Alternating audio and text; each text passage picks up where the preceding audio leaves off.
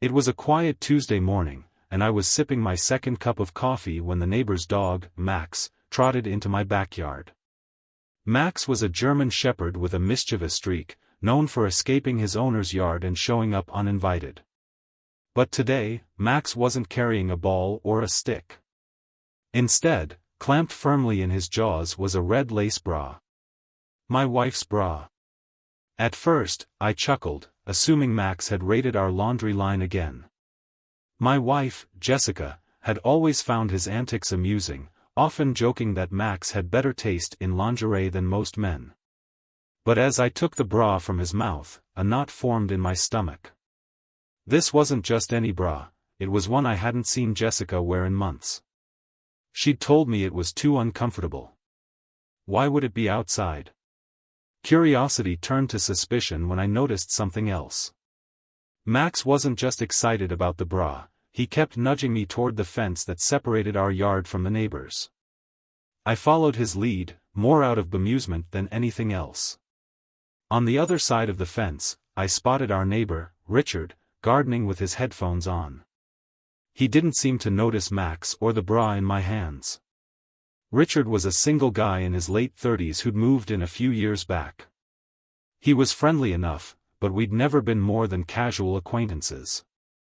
I considered asking him if he'd seen Max carrying the bra earlier, but something stopped me. If Richard didn't know about it, I didn't want to plant ideas. Instead, I waved casually, and he waved back before returning to his work. Over the next few days, I became hyper-aware of Jessica's behavior. She laughed a little too brightly when texting someone, her phone always angled away from me. She started wearing perfume again, the expensive kind I'd bought her for our anniversary 2 years ago. And then there were the excuses. Last-minute errands, longer yoga sessions, a sudden interest in evening walks, alone. I felt like a fool, second-guessing every interaction. But the bra kept nagging at me. It wasn't just the fact that Max had found it, it was the unsettling possibility of where he'd gotten it. On Friday, I decided to test a theory. Jessica had told me she was meeting a friend for lunch and would be back by 3 p.m. I pretended to have a work meeting, kissed her on the cheek, and left the house at noon. Except I didn't go far. I parked my car a block away and waited. At exactly 1:45 p.m., Jessica emerged, dressed in a way that made my heart ache. She'd put effort into her appearance, too much effort for a casual lunch with a friend. She got into her car and drove off. I followed at a safe distance, trying not to let my emotions get the better of me. She pulled into the parking lot of a small motel on the edge of town. I parked farther down the street, my pulse pounding in my ears. This couldn't be happening. Jessica, my wife of 8 years, the woman I'd built a life with, was stepping out of her car and walking into a motel. Alone. My hands shook as I gripped the steering wheel, torn between storming inside and driving away. Then something unexpected happened. Another car pulled into the lot, a sleek black sedan. A man stepped out, tall and well-dressed, his face obscured by sunglasses and a baseball cap. He glanced around before heading inside, carrying a small duffel bag. My gut told me this wasn't just a coincidence. I waited for what felt like an eternity before the man re-emerged, alone. He lit a cigarette, his movements casual, as if he hadn't just walked into a motel in broad daylight. He got into his car and drove off. Jessica didn't follow. I stayed parked, watching the entrance, hoping, praying for an explanation that wouldn't shatter my world. When she finally came out, it was after 3 p.m. Her hair was slightly disheveled, her lipstick smudged. She didn't look like someone who'd just had lunch with a friend. Jessica got into her car and drove home, oblivious to my presence. I sat there, grappling with the weight of what I'd just witnessed. The evidence was circumstantial but damning. The bra, the motel. It all pointed to one horrifying conclusion. But there was one thing I couldn't shake, the man. Who was he? Why did he leave so quickly? And what was in that duffel bag? The questions gnawed at me, leaving me restless and desperate for answers. By the time I got home, Jessica was already in the kitchen, cooking dinner as if nothing had happened. She greeted me with a smile, her tone light and cheerful. I played along, masking my turmoil with forced pleasantries. But inside, I was unraveling. That night, as Jessica slept beside me, I made a decision. I needed the truth, no matter how much it hurt. And if Max, the nosy German shepherd, had taught me anything, it was that sometimes the smallest clues could lead to the biggest revelations. Little did I know, the trail of breadcrumbs I was about to follow would uncover secrets far darker than an affair. The next morning, I woke up with a singular focus, finding answers. Jessica acted as though everything was perfectly normal, humming softly as she prepared breakfast. I couldn't bring myself to eat. Instead, I busied myself with a half-hearted attempt at yard work, all the while keeping one eye on the neighbor's house. Richard's car was gone, and Max was nowhere to be seen. That gave me the opening I needed. Max, being Richard's dog, had taken to wandering between our yards. I decided to call him over without much thought, hoping his curiosity might lead me to more clues. He wagged his tail excitedly, oblivious to my growing anxiety. Once inside Richard's yard, I started looking for anything unusual. I didn't know exactly what I was searching for, but the bra had to have come from somewhere. Max, ever curious, nosed around, his tail wagging furiously as he sniffed the bushes near Richard's back door. That's when I saw it, a small gap in the fence, just wide enough for Max to squeeze through. The realization hit me like a freight train. If Max could get into my yard, he could just as easily have brought something from mine into Richard's. But what? And why? I was about to leave when I noticed something near the gap in the fence, a torn piece of fabric. It looked like part of a blouse, pale pink, and definitely feminine. My heart raced as I picked it up. Jessica had a blouse like this, one I hadn't seen her wear in weeks. I shoved the fabric into my pocket and made my way back home, Max happily trotting back toward his yard, unaware of the tension he was causing.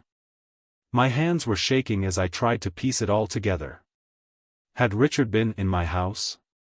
Had Jessica been in his?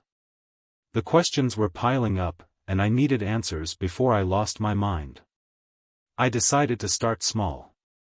That afternoon, I casually mentioned to Jessica that I'd seen Richard gardening earlier. She barely reacted, her attention fixed on her phone. "Oh. That's nice," she said dismissively, her fingers moving quickly over the screen. The conversation went nowhere, but her lack of interest only fueled my suspicions. By evening, I was at my breaking point. Jessica had gone out for one of her evening walks, and I decided it was time to confront Richard. I walked over to his house, trying to keep my nerves in check. He answered the door after a few knocks, looking surprised but not alarmed. "Hey, Richard," I started, forcing a smile. "I wanted to talk to you about Max. He's been bringing things into my yard, and I was wondering if you've noticed anything strange." Richard hesitated for a moment, his brow furrowing. "Max? No, I can't say I have. He's a curious dog, though. Always getting into trouble." "Why? Has he been bothering you?"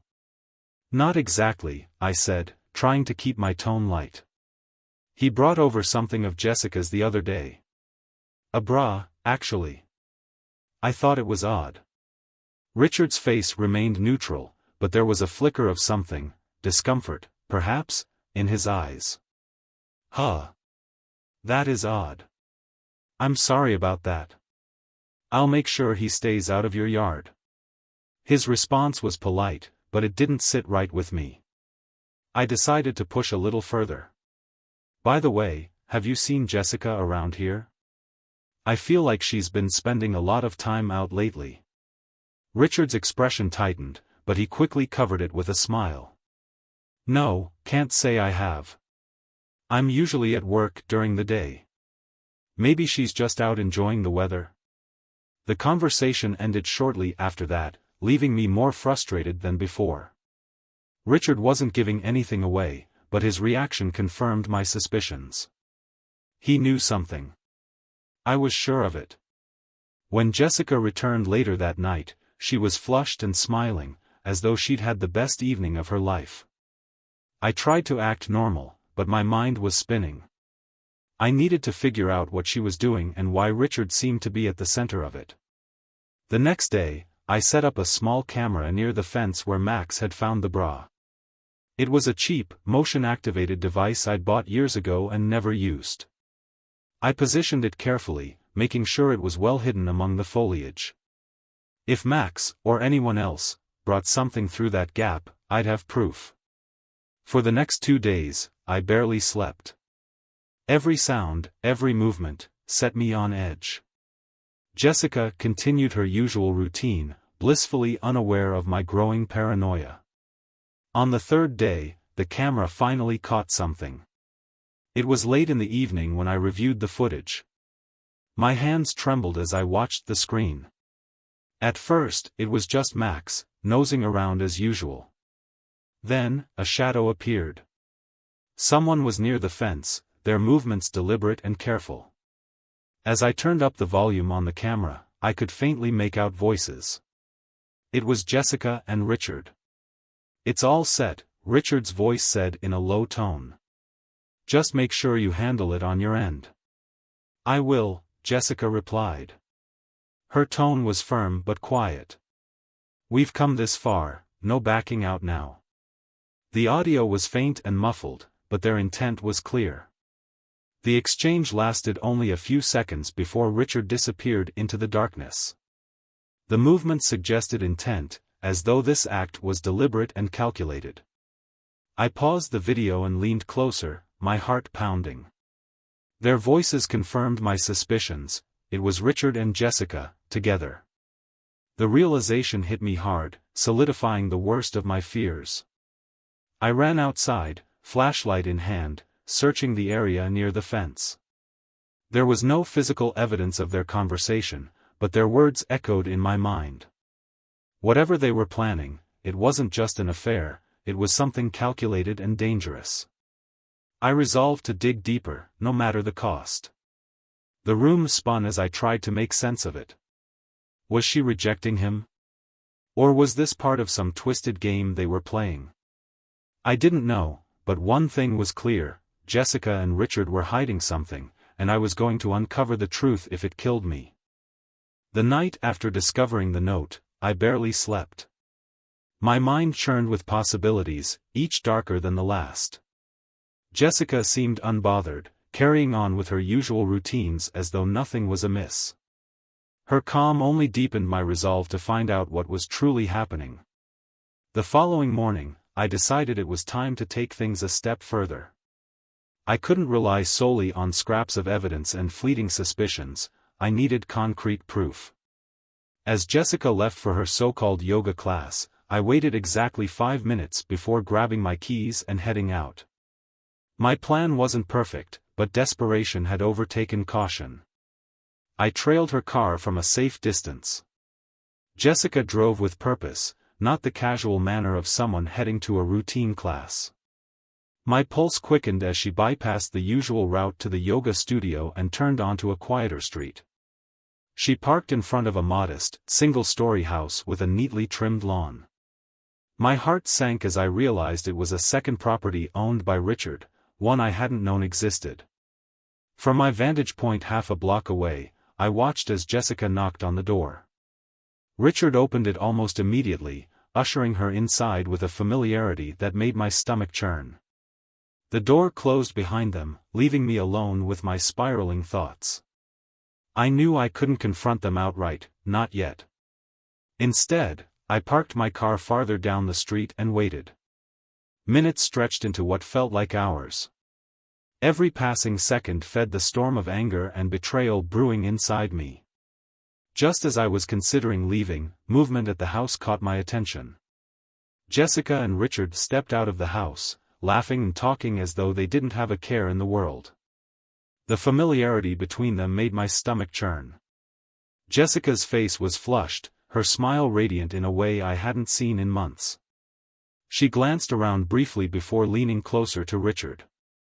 Their conversation grew quieter, and I strained to make out what they were saying. Then, without warning, Richard reached out and brushed a strand of hair from her face.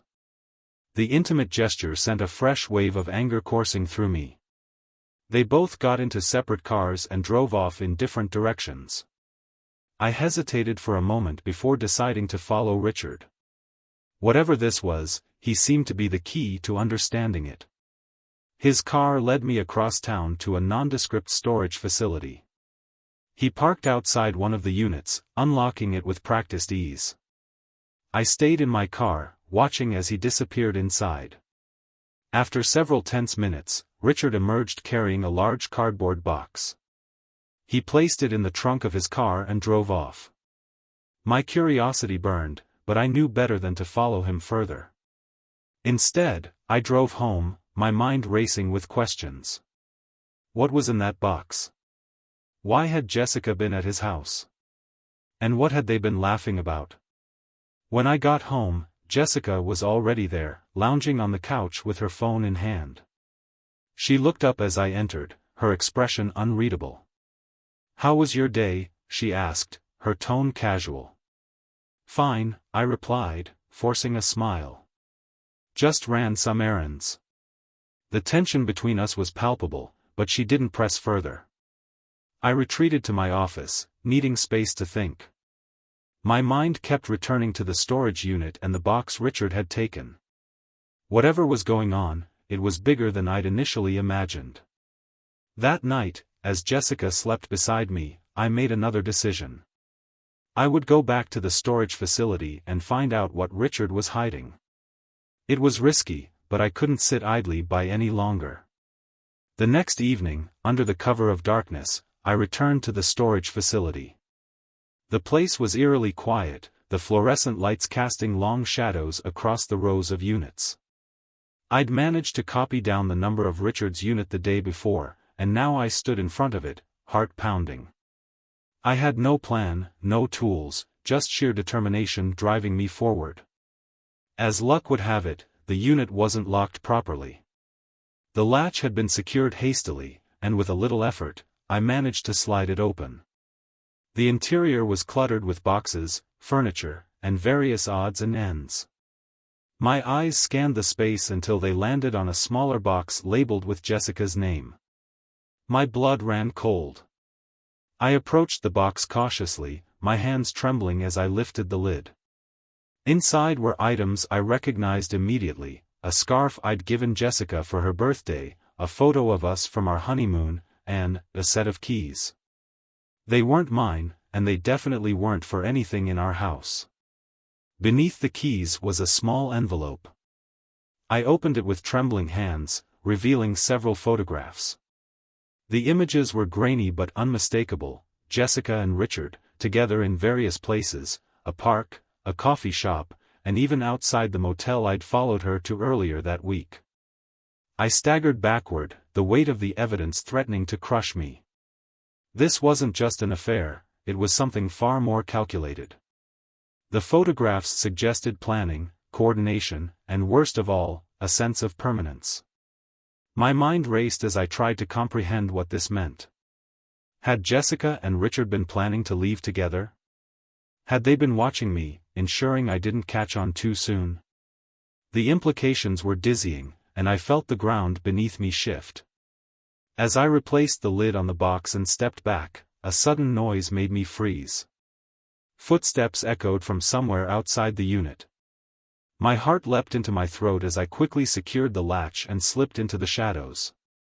Moments later, a figure entered the aisle, their movements deliberate. It was Richard. He walked past me without noticing, heading straight for his unit. I held my breath, waiting for him to leave, but he didn't. Instead, he opened the door and stepped inside. Panic surged through me as I realized I was trapped. If he discovered me, there would be no way to explain my presence. The minutes dragged on, each second stretching into an eternity. Finally, Richard emerged, carrying another box. He locked the unit properly this time before walking away. I waited until the sound of his footsteps faded before slipping out of the facility. Back in my car, I gripped the steering wheel tightly, my mind racing. The photographs had confirmed my worst fears, but they also raised new questions. What was Jessica planning? And how far had Richard gone to keep their secret? I didn't have all the answers yet, but one thing was certain: this was no ordinary affair. Whatever Jessica and Richard were hiding, it was far from over. The next morning, my mind raced as I sat across from Jessica at the breakfast table. She was scrolling through her phone, completely at ease, while I replayed the events of the previous night in my head. The photographs, the keys, the evidence of their shared secrets, it was all too much. Yet, here she was, smiling over her coffee as though nothing had changed. "You're quiet this morning," Jessica said, raising an eyebrow. "Just tired," I muttered, forcing a smile. My voice sounded distant, even to me. Jessica didn't press further, and for that, I was grateful. I needed time to think, to strategize my next move. Confronting her outright would give her the chance to lie, and I wasn't ready for that. Not yet. By the time she left for her usual yoga class, my mind was set. I needed answers, and there was only one place to start: the storage facility. The box with her name on it had been a treasure trove of damning evidence, but I had to know what else Richard might be hiding. I couldn't afford to miss any detail. Under the guise of running errands, I drove back to the facility that afternoon. The memory of Richard's sudden appearance the night before made me cautious. This time, I parked farther away and approached on foot. The facility was quiet, as it had been the night before, but every creak of a door or hum of a car engine set my nerves on edge. When I reached Richard's unit, I noticed something that made my heart pound: the lock had been changed. The flimsy latch I'd jimmied open was gone, replaced with a sturdy padlock. My gut churned. He knew. He must have realized someone had been inside, and he'd taken precautions. My frustration simmered as I stood there, staring at the locked door. Breaking in wasn't an option, not in broad daylight. I needed another way in, a way to access the truth without alerting Richard or Jessica. Reluctantly, I left the facility, my mind racing with possibilities. That evening, as Jessica cooked dinner, I found myself watching her more intently than ever. Every smile, every casual gesture, felt like a calculated performance. She chatted about her day, weaving a mundane story about yoga and errands, but I could barely focus on her words. All I could think about was the storage unit and the secrets it held. After dinner, I excused myself and retreated to the garage. Among the clutter of tools and forgotten projects, I found what I was looking for: a small GPS tracker. It was a relic from a brief paranoia-driven phase years ago, and I'd almost forgotten I still had it. Tonight, it would finally serve a purpose. The plan was simple: I'd attach the tracker to Richard's car and see where he went. If he was moving evidence or meeting Jessica somewhere, I'd know. And once I had the proof, there'd be no room for lies. Later that night, I slipped out of the house under the pretense of a late-night store run. Richard's car was parked in his driveway, and the street was dark and silent. My hands shook as I crouched by the car, the tiny device clutched tightly in my palm. Attaching the tracker was quick work, and within moments, I was back in my own car, adrenaline coursing through my veins. The following day, I monitored the tracker obsessively. Richard's movements were predictable at first: trips to work, a coffee shop, the gym. But then, just after lunch, he drove to a location that made my blood run cold. It wasn't the storage facility or his second house, it was a secluded cabin on the outskirts of town. I hesitated, my finger hovering over the ignition. Following him to the cabin felt like crossing a line, but the need for answers outweighed my fear. I started the car and set off, keeping a safe distance as I tailed him out of town. The cabin was nestled deep in the woods, its weathered exterior blending into the dense trees. Richard's car was parked outside, but there were no other signs of life. I killed the engine and waited, my hands brushing against the small lock-picking set I'd brought with me. It wasn't something I ever thought I'd need, but desperate times called for desperate measures. I watched for any indication of what he was doing. Minutes turned into an hour, and still, there was no movement. Just as I was beginning to think I'd wasted my time, the cabin door opened. Richard stepped out, carrying a large duffel bag. He placed it in the trunk of his car, glanced around cautiously, and then drove off. I waited until he was out of sight before approaching the cabin. My heart hammered in my chest as I approached the locked door. It took longer than I'd expected, my fingers trembling as I worked the lock-picking tools. Finally, the lock clicked, and I pushed the door open. The interior was sparse, with minimal furniture and no personal touches. It felt more like a hideout than a home. In the center of the room was a table covered in papers. I approached cautiously, my eyes scanning the scattered documents. What I saw made my breath catch. Bank statements, legal contracts, and plane tickets. 2 tickets, one in Jessica's name and the other in Richard's. The destination, a small island in the Caribbean. I staggered back, my mind reeling. They weren't just having an affair, they were planning to leave. To start a new life together. The photographs, the second house, the secrecy, it all made sense now. My world felt like it was collapsing around me, but I couldn't afford to fall apart. Not yet. Grabbing my phone, I snapped pictures of everything on the table. If they thought they could disappear without consequences, they were wrong. As I turned to leave, something caught my eye, a folder tucked under the table. I hesitated, then pulled it out. Inside were more photographs, but these weren't of Jessica and Richard. They were of me. My hands trembled as I flipped through the images. They showed me in various places, at home, at work, even at the grocery store. Each photograph was dated, the timestamp spanning months. I felt sick. They'd been watching me, tracking my every move. The sound of a car engine snapped me out of my daze. Richard was coming back.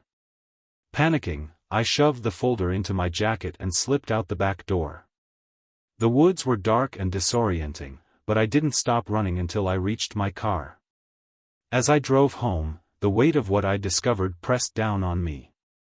Jessica and Richard weren't just betraying me, they were orchestrating something far more sinister. And now, I had the proof to confront them. But the question remained, was I ready for what would come next? As I drove back to my house that night, the folder of photographs hidden in my jacket, the weight of my discovery was crushing. I couldn't escape the realization that my wife and my neighbor weren't just involved in an affair, they were plotting something deeply calculated. The photographs of me, the plane tickets, and the coordinated deception, it all pointed to a sinister endgame.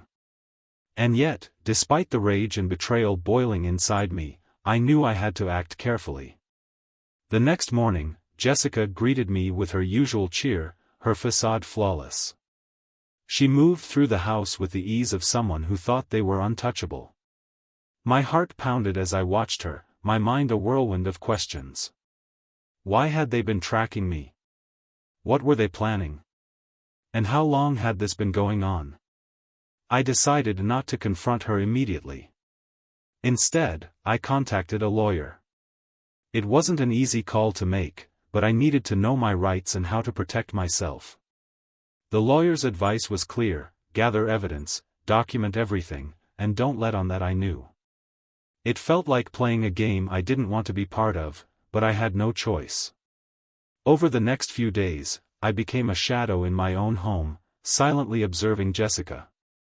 I noticed things I'd overlooked before: her phone always turned away from me, her sudden laughter at messages she wouldn't explain, her late-night yoga sessions that seemed increasingly implausible. Every detail felt like another crack in the foundation of our marriage. But the real breakthrough came when I decided to follow her again. This time, I wasn't content to simply watch from afar. I needed to know what she and Richard were truly up to. I trailed her car one afternoon, keeping a safe distance as she drove out of town. To my surprise, she didn't go to the second house or the cabin. Instead, she pulled into a secluded parking lot near a wooded area. Richard's car was already there. I parked out of sight and made my way through the trees, keeping low and quiet. They were standing by Richard's car, deep in conversation. I crept closer, straining to hear their words. "Everything's ready," Richard was saying. "We just need to stick to the plan. No mistakes." Jessica nodded, her expression serious. "And you're sure he doesn't suspect anything?" Richard smirked. "He's clueless. We'll be gone before he even realizes what's happened." My blood ran cold. Whatever they were planning, it was bigger than an affair. I held my breath as I moved closer, trying to get a clearer view. That's when I saw it, the duffel bag Richard had carried from the cabin. He opened it briefly, revealing stacks of cash and what looked like documents. My heart pounded as I realized they weren't just running away, they were stealing something. And I was likely the scapegoat. I retreated carefully, making my way back to my car without being seen. My mind raced as I drove away. The cash, the documents, their conversation, it all pointed to some kind of fraud or embezzlement. And the photographs of me suggested they planned to pin it on me. That night, I couldn't sleep. I replayed their conversation in my mind, trying to piece together their plan. The more I thought about it, the clearer it became, they were planning to frame me. The photographs, the surveillance, the calculated distance they kept, it was all part of a larger scheme. The next morning, I put my plan into action. I copied all the evidence I had, the photographs, the plane tickets, the legal documents I'd found at the cabin, and stored them on a secure drive.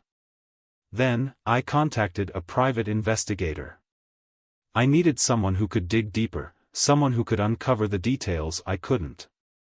The investigator worked quickly, and within days, he confirmed my suspicions. Richard had a history of financial misconduct, and Jessica's involvement was clear. The plane tickets, the cash, and the documents were all part of a scheme to siphon funds from Richard's company and disappear. And the photographs of me? They'd been carefully planted to make it look like I was complicit.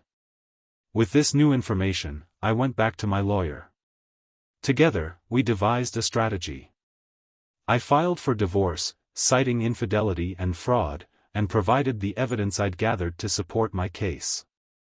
The investigators' findings were the final nail in the coffin, proving Jessica and Richard's conspiracy beyond doubt. The confrontation came 2 weeks later.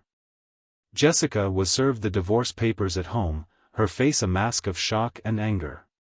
"What is this?" she demanded, waving the papers at me. I met her gaze steadily. "It's over, Jessica. I know everything. The affair, the fraud, the plan to frame me. You and Richard can lie to each other all you want, but the evidence doesn't lie." She stared at me, her mouth opening and closing as if searching for a defense. But there was nothing she could say. The truth was out, and the walls were closing in. Richard wasn't so lucky. The investigators' findings had been turned over to the authorities, and he was arrested on charges of embezzlement and conspiracy. Jessica, while not immediately charged, faced a legal battle of her own as the investigation uncovered her involvement. In the weeks that followed, I tried to make sense of everything. The betrayal, the lies, the sheer audacity of their plan, it was almost too much to process.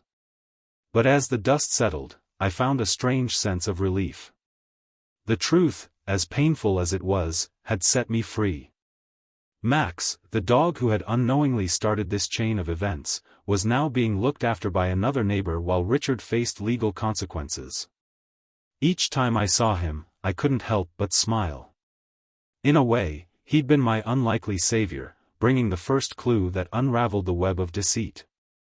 As I stood in my yard one evening, watching Max chase a butterfly, I felt something I hadn't felt in months: peace. The storm had passed, and while the scars of betrayal would remain, I knew I'd come out stronger. The life I'd thought I had was gone, but in its place was something far more valuable, the chance to start over, on my own terms.